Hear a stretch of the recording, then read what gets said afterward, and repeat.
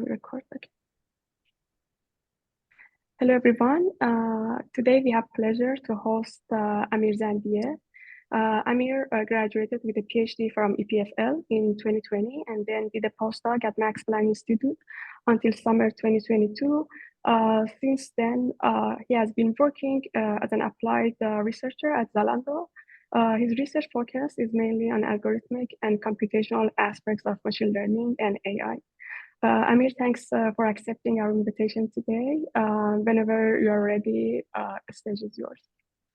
Thanks a lot, Beheshte, for organizing this and also for the nice introduction. Yes, I'm ready to talk about approximating attention in almost or near linear time. So if in the middle of the talk, at any point, anyone has questions, please interrupt me and just ask your questions.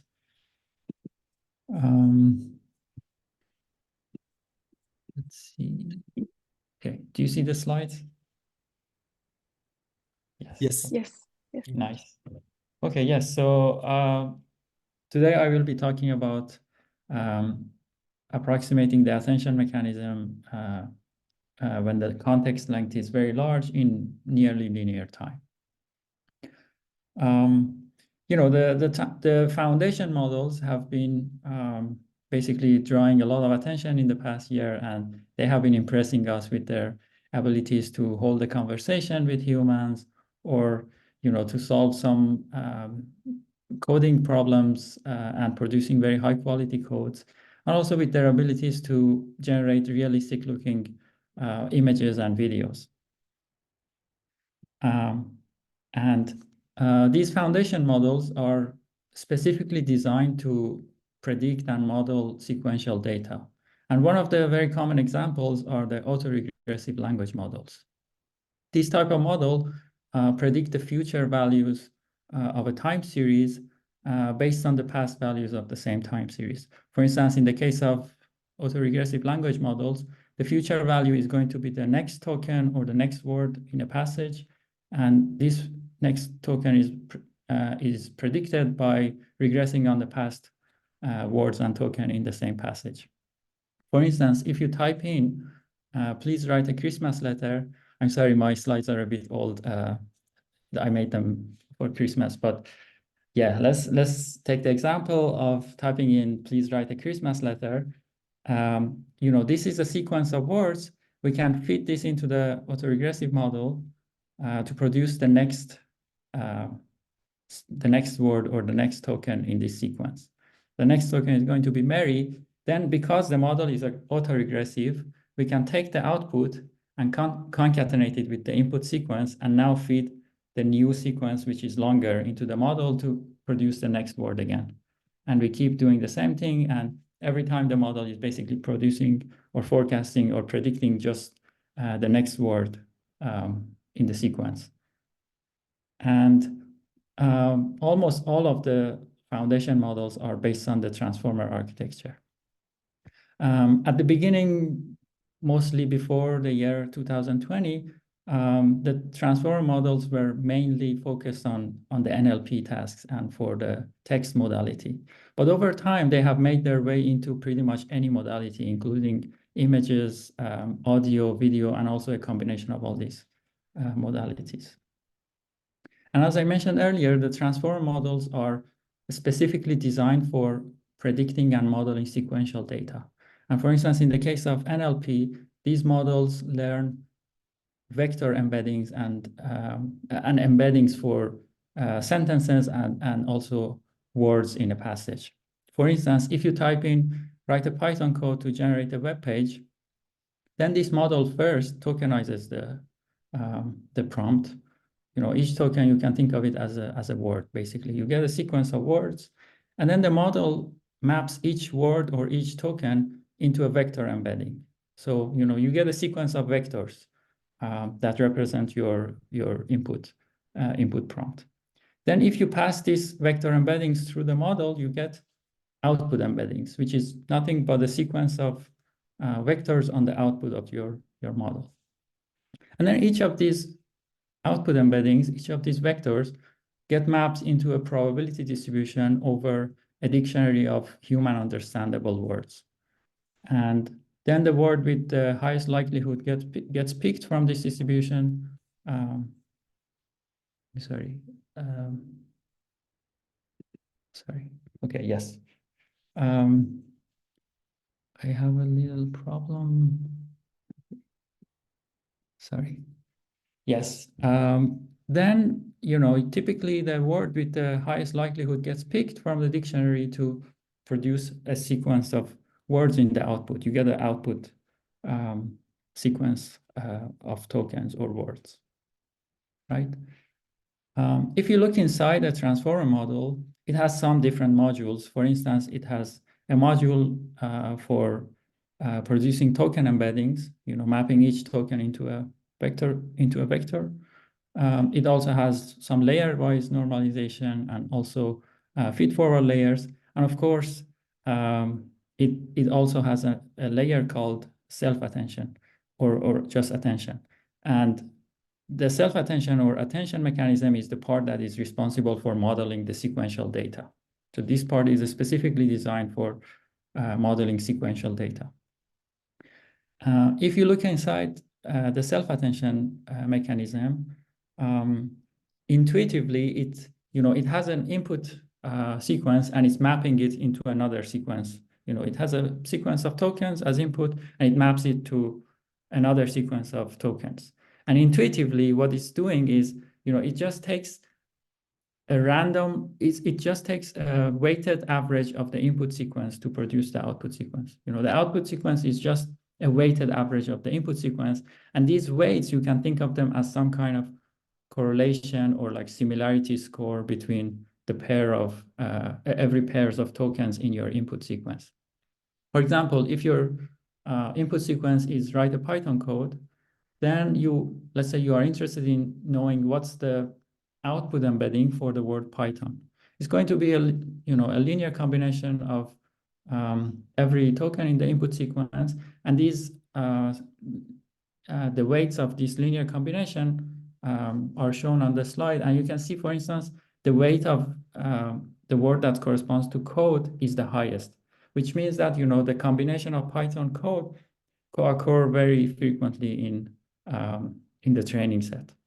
And there is a high correlation between the word Python and code. You could also think of it from the perspective of autoregressive models. In the autoregressive model, you are always trying to predict the next word. And the next word for Python is very often code. That's why we give a very high weight to the word code. Okay, so basically, in a transformer model, intuitively, there is like some similarity score matrix, and the output sequence is going to be this similarity score applied to the input sequence. Unfortunately, the transformer model has one major limitation, and that is the computational complexity. And specifically, the end-to-end runtime of the transformer model scales quadratically in the length of the sequence. And for instance, if you have a book with 1 million tokens or 1 million words, even quadratic runtime is too much, and it's almost impossible to compute quadratic complexities like you cannot compute this in reasonable runtime, right? Okay, so let's look at what are the operations happening inside the transformer. Most of these operations are very simple and straightforward, and they can be done in linear time in the sequence length. For instance, computing the norms and applying layer normalization, can be done in linear time in the length of the sequence. You can compute the norm of each token and do the normalization. It takes just linear time. Also, applying a feed-forward layer takes only linear time in the sequence length because you need to apply some matrix multiplication to each token, and this can be done in linear time. And the quadratic runtime is mainly and only due to the self-attention layer. So the self-attention is the reason the computational complexity of transformer is quadratic in the sequence length. Okay, let's look a bit deeper inside the self-attention layer and see why the complexity is quadratic. So we can basically represent the input token, the input sequence for the self-attention layer with a matrix X. And this matrix is n by d. And here we assume that n is the length of the sequence. And each row of this matrix represents the vector embedding for one of the tokens in the input, right? Then this matrix X, which is the input embeddings, gets projected into 3 other embeddings called the queries embeddings, the keys embeddings, and the values embeddings. And we are representing them by Q, K, and V matrices, right? Let's suppose that each of these query, key, and value matrices are n by d again. Okay, then, so as I mentioned earlier, there is some kind of similarity score matrix involved in the self-attention layer. And this similarity score is nothing but the softmax function applied on every row of the matrix QK transpose. So you can compute QK transpose, that is going to be some n by n matrix. And then if you apply softmax on every row of this matrix, you get the similarity score matrix. And the final output of your attention is going to be this softmax matrix multiplied by matrix V. And because this is some n by n softmax matrix, and you need to do some matrix multiplication with V, computing this exactly requires quadratic time. It takes at least n squared time just to write down the entries of this softmax matrix. And here, these matrices like WQ, WK, and WV, these are some small d by d matrices, which are trainable parameters of the transformer model. So these are not huge matrices. They are just d by d, and d is typically in practice 128. So and the size of these matrices doesn't depend on the sequence length. So your n could be as large as you want. These trainable parameters will stay the same. Like the size of the WQ, WK, and WV are pretty much small. Okay, so let's look a little more deeper inside this softmax matrix, which was the similarity score matrix. So to compute the softmax matrix, you can do it in 2 steps. You could first apply exponential function on every entry of QK transpose matrix, and then you can compute the sum of each row of this matrix and then normalize the row with this sum. And after the normalization, you get basically a probability distribution on every row. Every entry will be positive or non-negative, and they will sum to 1. So to compute the self-attention, you could do the following 2 operations. There are basically 2 main operations to be done. One is computing the row sums of the exponential matrix A, and then the next one is doing matrix multiplication with matrix V. And doing these 2 operations exactly requires quadratic runtime. Is it clear so far? Okay. Yes, very clear. Yeah, awesome. And of course, there has been a long line of work on improving the computational complexity of attention mechanism and also transformers. For instance, there is a long line of work based on sparse approximation of the softmax matrix. For instance, there is the local attention method. And all these methods basically approximate the softmax matrix with some sparse matrix that has only few non-zero entries, and the rest of the entries are 0. And in the case of local attention, they assume that the non-zero part of the softmax matrix is around the diagonal. So there is some band around the diagonal that they compute exactly, and then they approximate the rest of the softmax matrix with zeros. There is also a line of work based on kernel methods, and for instance, they use random features methods to approximate the attention mechanism. And also there is a line of work based on low rank approximation to the softmax matrix using different methods such as the Nystrom method and so on. And the lower bound side, we know that it is very likely impossible to get a subquadratic approximation for every entry of the attention output up to error 1/poly(n). So we cannot get high quality approximation to every entry of the attention output in subquadratic time. This is due to some hardness problem like strong exponential time hypothesis and so on. Okay, unfortunately, none of these prior algorithms give an end-to-end approximation for the output of the attention, meaning that most of these methods, or all of them, they only consider approximating the exponential matrix A, and they do not consider the impact of normalization by the row sums in the softmax operator, and also they do not consider the impact of matrix multiplication with V.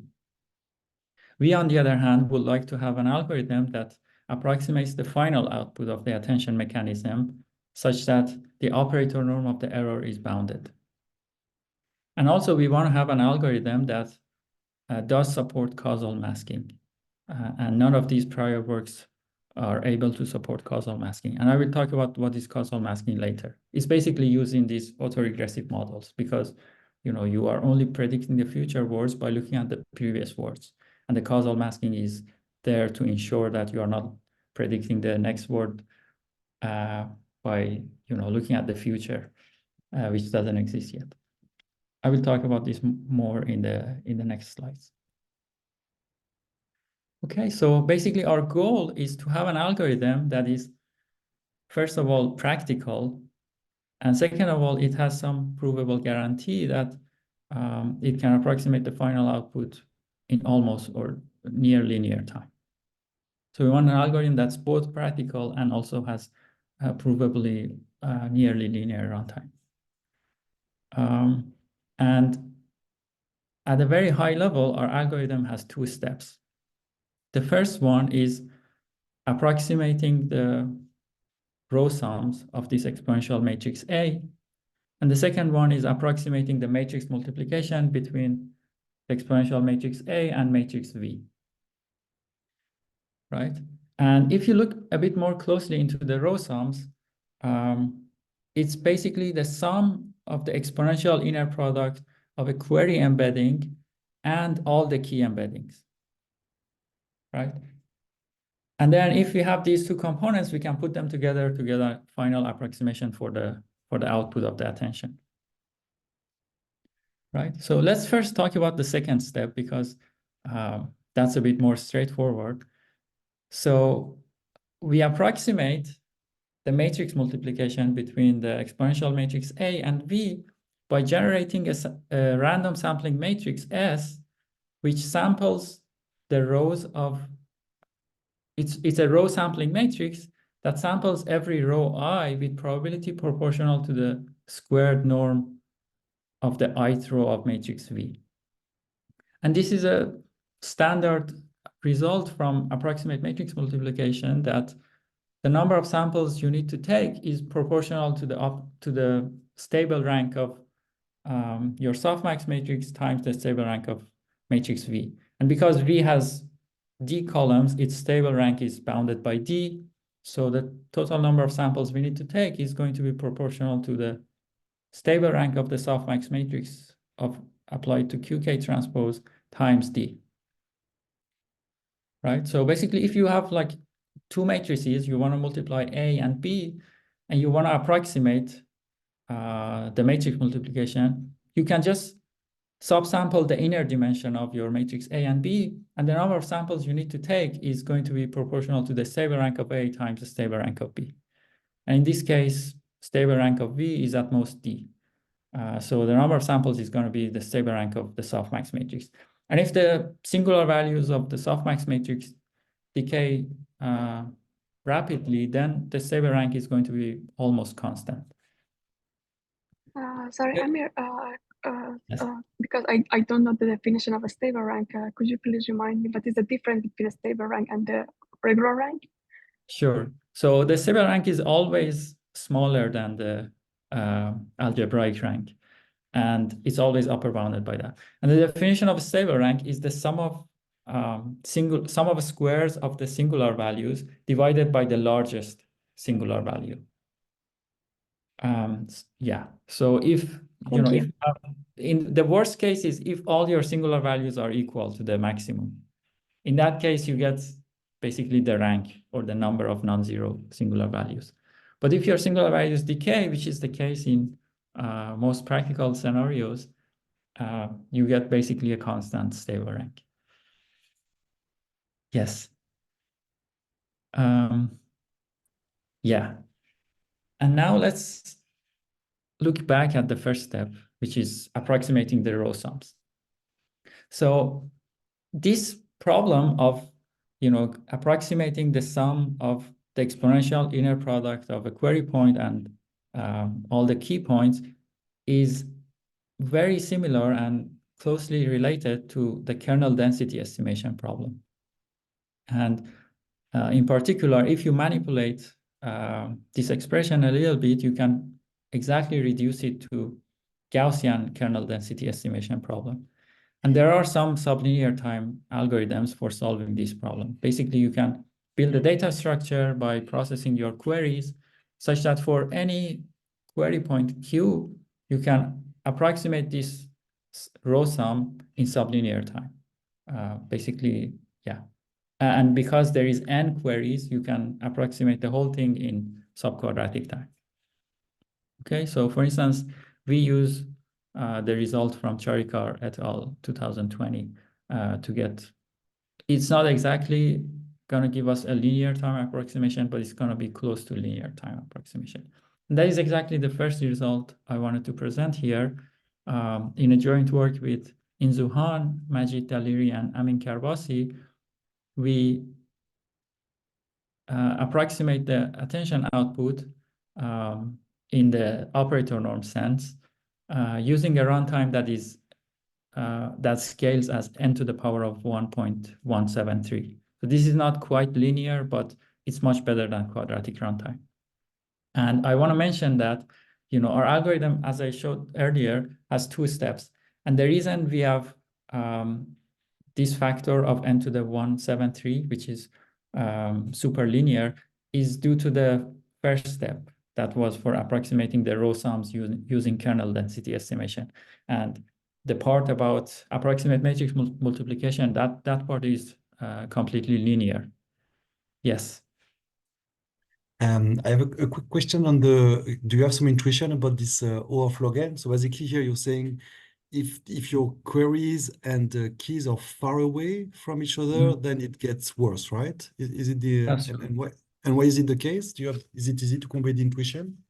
So there is basically the lower bound. So this lower bound, which I mentioned earlier, it's exactly under this assumption that if your query and keys are unbounded, then you can basically have a very hard instance. This softmax matrix, because of the exponential function, you could have some very, very large entries, like close to 1, and then the rest of the matrix would be almost 0. And you can basically hide these ones at any point inside this matrix. And you have no way of finding them other than searching all the n-squared entries of the softmax matrix. So it kind of comes from the hard instance that you could basically encode this orthogonal vector problem as an instance of attention, and by solving the attention, you could basically solve the orthogonal vector problem.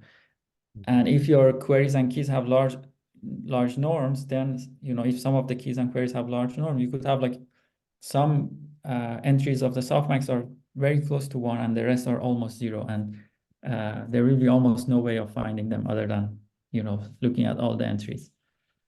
I see. Interesting. Yes. Thank you.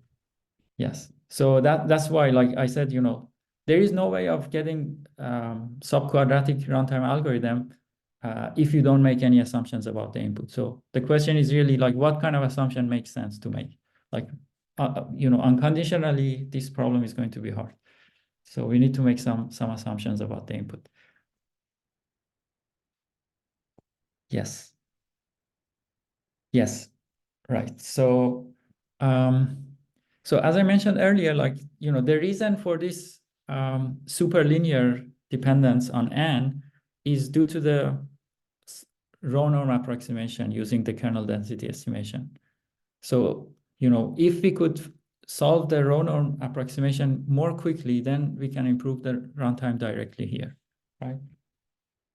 And what we observed in practice was that you actually don't need to, invoke these kernel density estimation solvers to get a good approximation to the row sums. You can actually, there is like a very heuristic algorithm that works really well in practice for approximating the row sums. And this algorithm basically has two steps.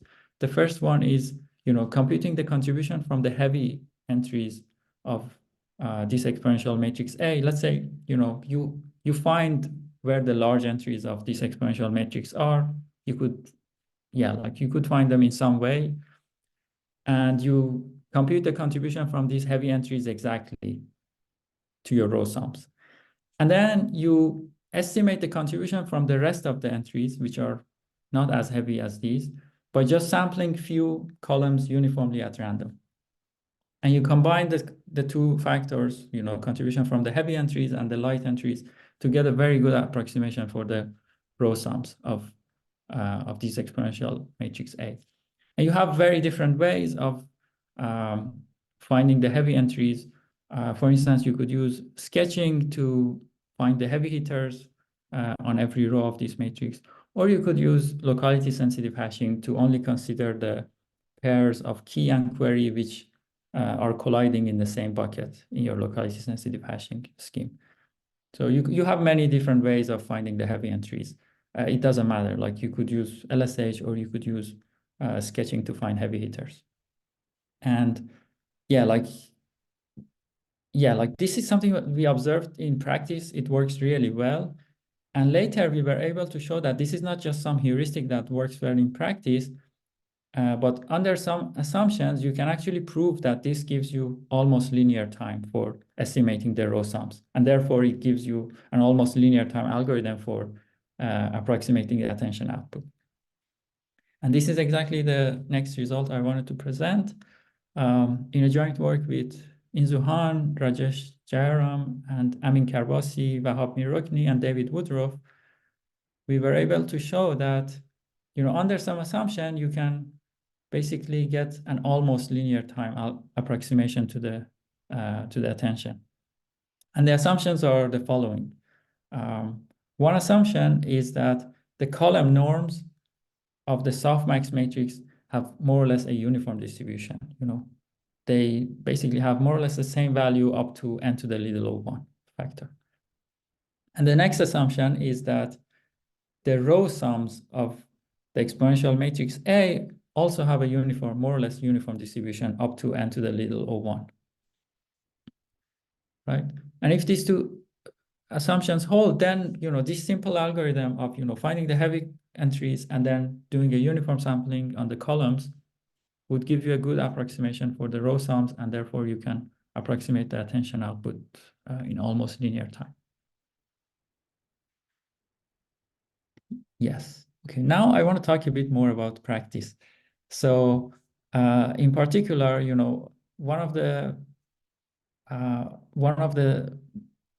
main operations that you need to do is finding the contribution from the heavy entries of this exponential matrix A to the row sums. And how can we do this efficiently in practice? So if you think about it, let's say you have some way of finding where the large entries are. You have a list of, entries of this matrix A, and you know that these are going to have like large values after you apply the exponential to the inner product of Q and K. So what you really need to do to compute these large entries is just an inner product. Like it's basically a number of inner product, because each entry of matrix A is an inner product between a query embedding and a key embedding. So if I give you a list of entries of this matrix, and I promise you that these are going to be the large entries of matrix A, all you have to do is to do a bunch of inner products between query embeddings and the key embeddings. And then apply the exponential function to compute the large entries of matrix A. Now, what I want to say here is that, if I have like some random list of inner products and I want to do the inner product of these vectors, that's not going to be as efficient as if I had a matrix multiplication. If you, for instance, have a matrix multiplication, it's much more efficient to do the matrix multiplication than doing each inner product individually, right? Let's say, you have two matrices, you want to multiply them. The product is nothing but just a bunch of inner products. But doing the inner products individually is not as efficient as doing the matrix multiplication. So what I want to say here is that it would be much more efficient to compute the contribution of the large or the heavy entries if we could somehow reorder the rows and columns of matrix A such that the large entries get concentrated on some blocks, because each block then would correspond to some kind of matrix multiplication between a subset of queries and a subset of keys. And in particular, for instance, if you could somehow reorder your key and query embeddings such that the large entries gather around the diagonal, then you could basically approximate the contribution of the large entries by computing the block diagonal parts of this matrix. And each block diagonal part corresponds to a matmul between some queries and some keys. And this would be super efficient to implement. And it's also very efficient to run in parallel on GPUs. And that's exactly what we did. So we basically use a type of locality sensitive hashing, which we call sort LSH. And this would kind of move the large entries of this matrix A towards the diagonal. You get like a band around the diagonal that has the large entries, and then we can approximate the contribution of those by computing some block diagonal approximation. And so how does this work? So the way it works is, if you hash your keys and you also hash your queries, and then you sort your keys based on their buckets. First you have all the keys which were hashed into the first bucket, then you have all the keys that hash in the second bucket, and so on. And you do the same kind of ordering for your queries. Then, the colliding key and queries are going to be very likely to be around the diagonal.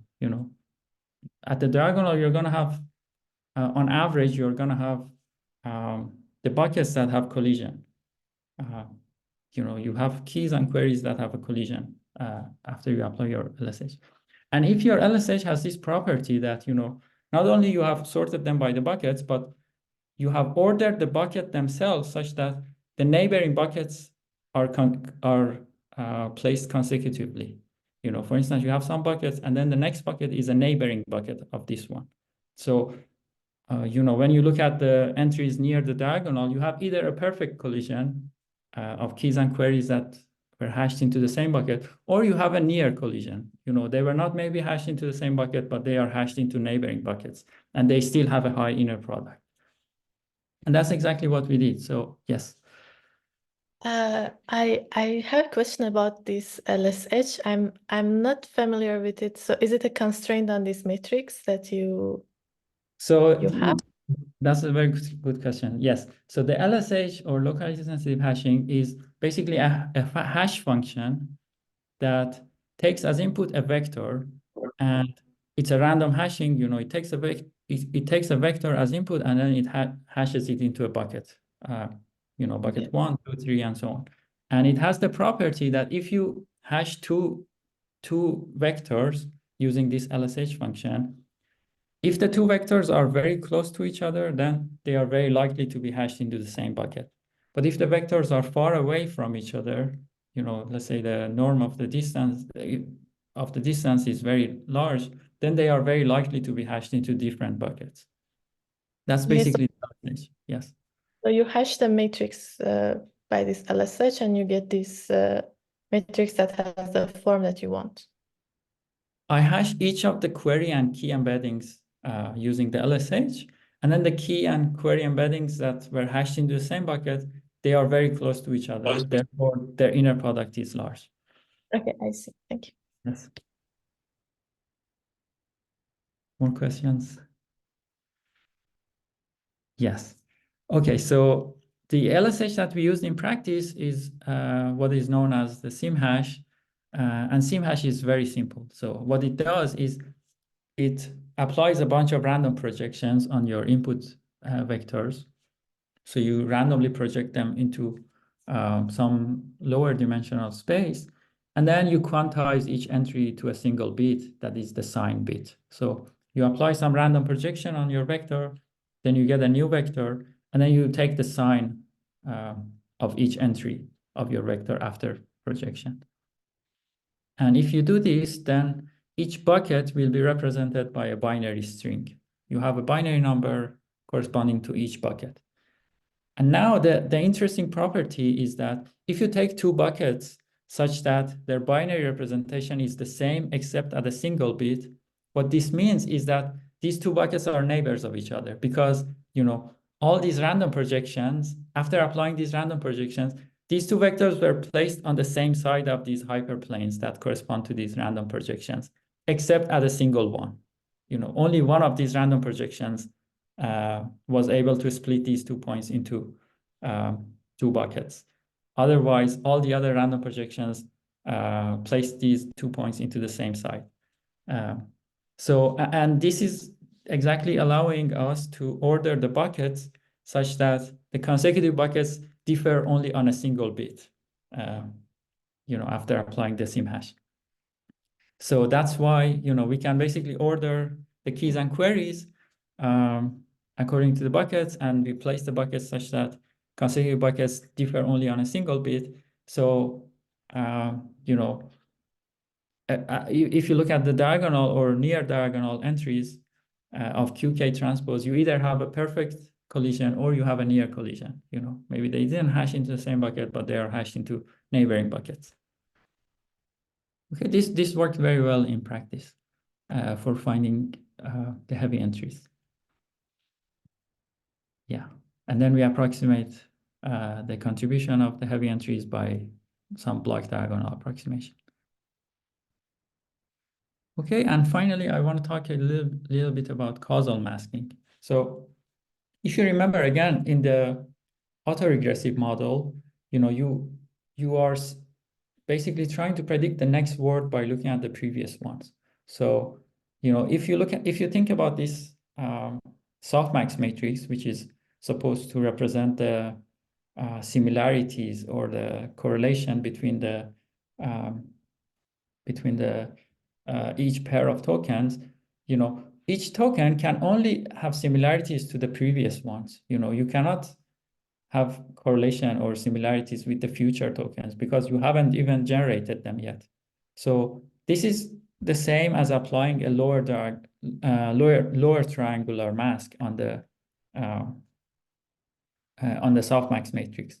So basically, you zero out everything above the diagonal of the softmax matrix, right? And now, basically, you have the same problem as before, except that there is this lower triangular mask applied on your softmax matrix. And you want to, compute this self-attention mechanism more efficiently. If you remember again, you have to do two things. Approximate the row sums of the softmax, except now there is this mask applied to it. And the second one is doing a matrix multiplication with matrix V. So the matrix multiplication is exactly the same as before because we did it by subsampling rows according to the row norms of V, and we haven't changed the V. It's the same as before. We have only applied the mask on the softmax. So the matrix multiplication is exactly the same as before. We can approximate it by sampling according to the row norms of V. But the row sums are different now. We don't actually compute the sum of all the entries in the row. We do it on the lower diagonal part. Yeah, right? sorry, Amir. So the mask matrix is kind of sparse, right? That we want to zero out the entries of. Exactly, yes. So you have this exponential matrix A then you apply a mask on it. What it means is that you zero out everything above the diagonal. So you get a lower triangular matrix. And now you apply the normalization like before. You compute the row sums, except that, for each row, most of the entries are 0, and you normalize each row. After the normalization, you still get a probability distribution, but this probability distribution is, only supported on some entries of that row. Most other entries which correspond to the upper diagonal part of the matrix have 0 probability, basically. Okay, and the central question that we have to answer here is really computing the row sums, because the matrix multiplication with V is same as before. We can apply the same algorithm, but computing the row sums is different. We can do that actually by just a divide and conquer trick. If we divide this matrix or this softmax matrix into 4 blocks, let's say the size of the blocks are the same, then first of all, this upper right block is all zeros, so we can ignore it. Then we have a block on the bottom left of this matrix, and this block is completely unmasked. The mask hasn't affected this block at all. So we can apply our unmasked attention algorithm on this block. The algorithm that we developed for the unmasked attention, we can just apply it to this bottom left corner block. And there are 2 diagonal blocks, and each of them are just smaller instances of the causal masking. They are, instead of n by n, they are n over 2 by n over 2. And we have 2 of them. Because the size has decreased by a factor 4, we can recurse on them, and the runtime would be dominated by the first iteration. Right, so it's just a divide and conquer, recurse on the diagonal blocks, and apply the unmasked attention on the bottom left corner of the matrix. Is it clear? Yeah, okay. Yeah, very, very simple. Like, there is nothing complicated here. And finally, I want to show some experiments.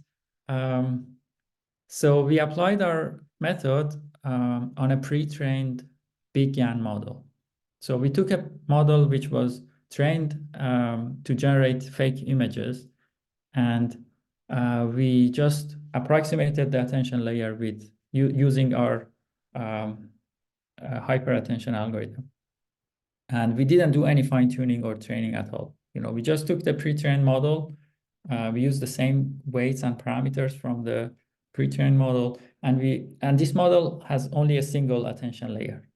The rest of the model are feed-forward or other kinds of neural networks, but it has only a single attention layer.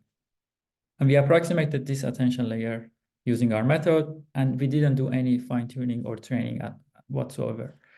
And these are the results. So we basically saw that the quality of the images that our method generates is as good as the exact model. And in some cases, it's even better. For instance, if you look at this dog, I mean, it's true that our dog has 5 legs instead of 4, but if you compare it to the exact one, that one is like 2 dogs with 1 head. I would say ours is better. So, yeah, at least in the case of big GAN that has just a single attention layer, you can just take your pre-trained model and replace the attention layer with this approximation method, and then you don't even need to train it, and your quality would be the same, almost the same as the exact model, and your runtime would be 4 or 5 times faster.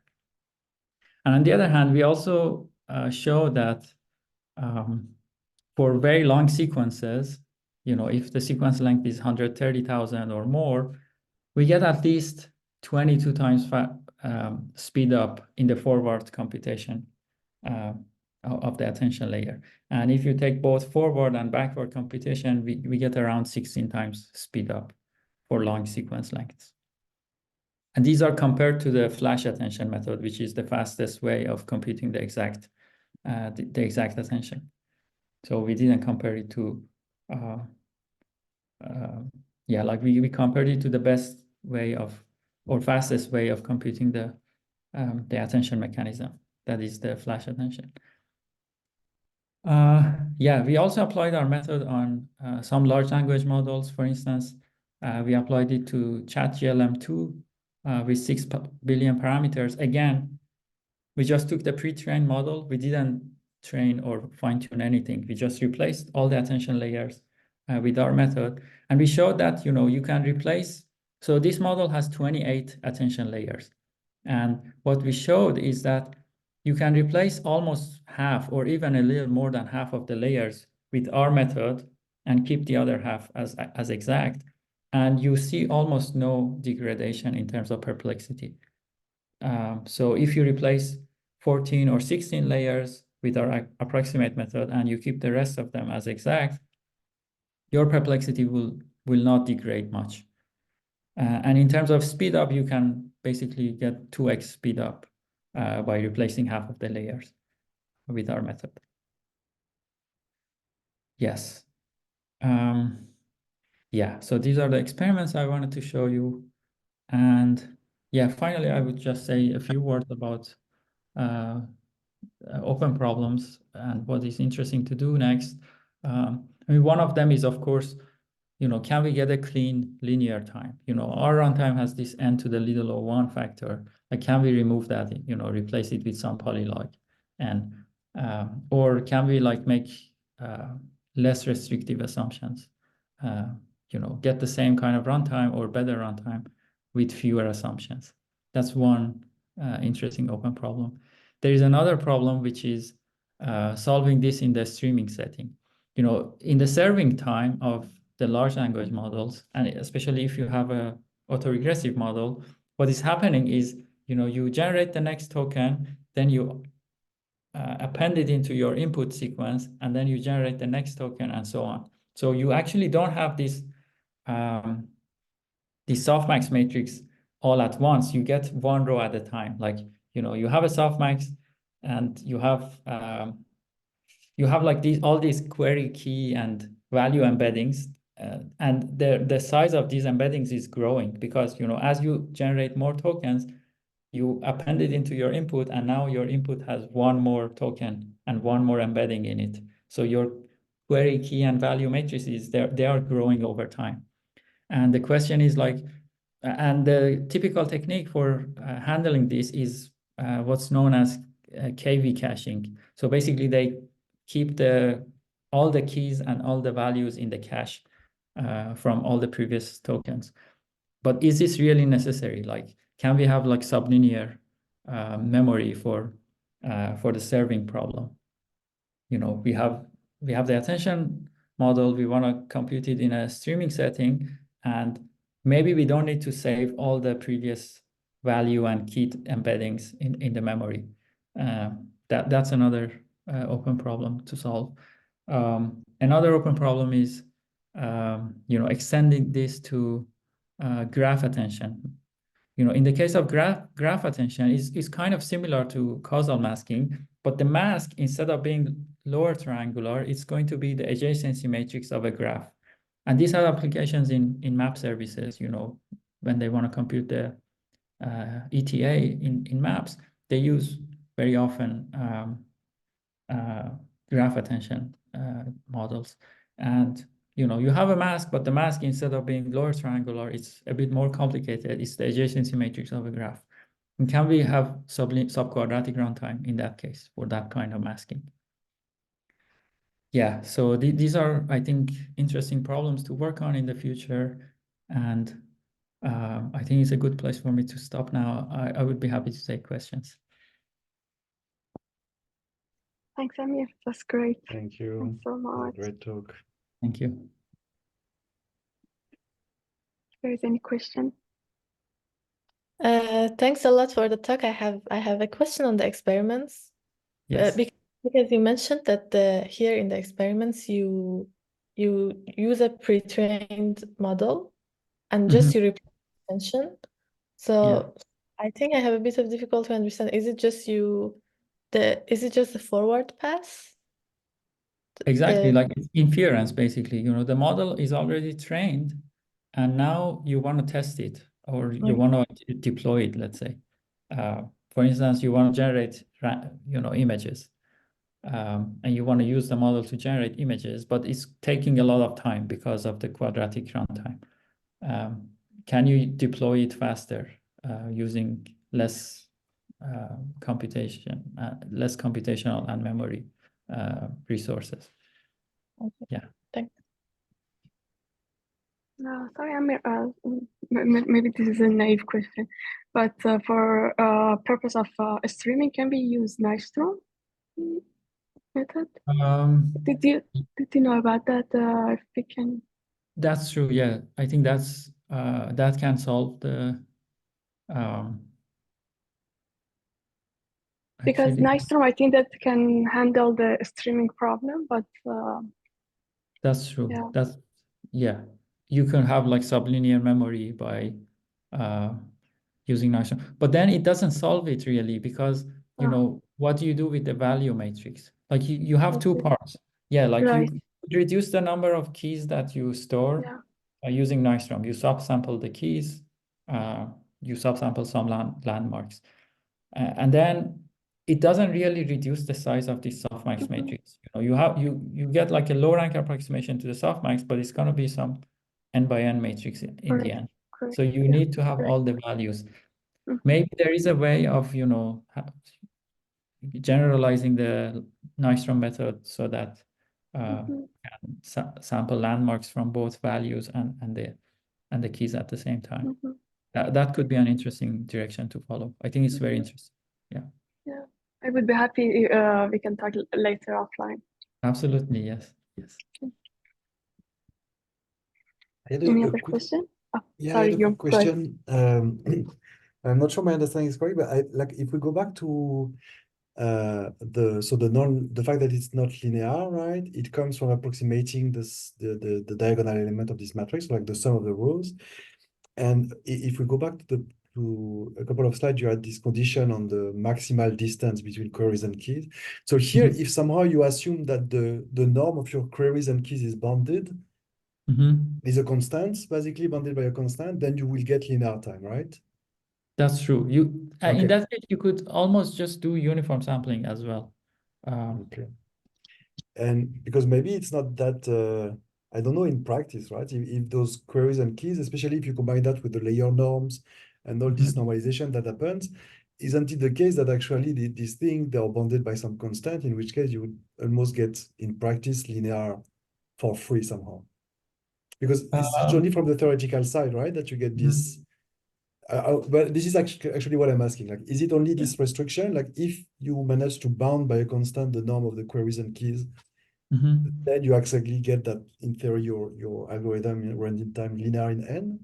Yes. So, I mean, in practice, the norms are like, I can tell you, like the norm is around 5 or 6. You can always bound it by really almost a small constant. But, the number of samples is going to be like e to the power of the square of these norms. And that's already like a very large number. I mean, it's constant, but it would mean that like you need to basically sample everything. So it's, like, right, like in practice, the norm is always bounded by constant, but the constant, it kind of matters. And another question that I had that is tangentially related is about how does the method behave when you start to have more attention layers? So on the big GAN, like the vision one, you just had one layer of attention, but then on the language models that you were looking at, I guess you have more layers of attention. And That's do you true. see like how does basically your method compose with itself, right? So if you have more layers, you're compounding these errors. Is it in practice, like, did you observe that there is also this is that, right? The number of replaced layers. Exactly, yes. So actually, I was really surprised to see that, so what I thought was that, maybe when we have a single layer, this wasn't very surprising to me, that when we approximate a single layer, we get good result. But I really didn't expect that the error wouldn't blow up as we have more, we are approximating more layers. But this didn't really happen. Like, so okay, here maybe it's important to mention that we replaced we started from the head of the model and replaced from there half of the layers, because the first half is kind of more important. Like, you know, the first few layers, it's very important to approximate them, to not approximate them and compute them exactly. But, you know, the last layers, you can basically approximate almost all of them and your perplexity wouldn't degrade much. But we are actually now working on fine-tuning and training. So, you know, if you want to really replace all the layers with hyperattention, then you need to kind of fine-tune the model. And our fine-tuning kind of shows that, yeah, like we can really reduce the error and it would be almost as good as exact. Maybe a little worse, but yeah, you can basically get the error almost down to the same level as the exact model. Nice. Yeah. Great. Thanks. Yeah. Great. Thanks, Amir. It was great talk and clear. Yeah. And yeah, I will email you for having your slides later. But for now, I think that we are done with this Thank you presentation. so much. Thanks a Thank lot you. for organizing this. I really appreciate it. Thank you.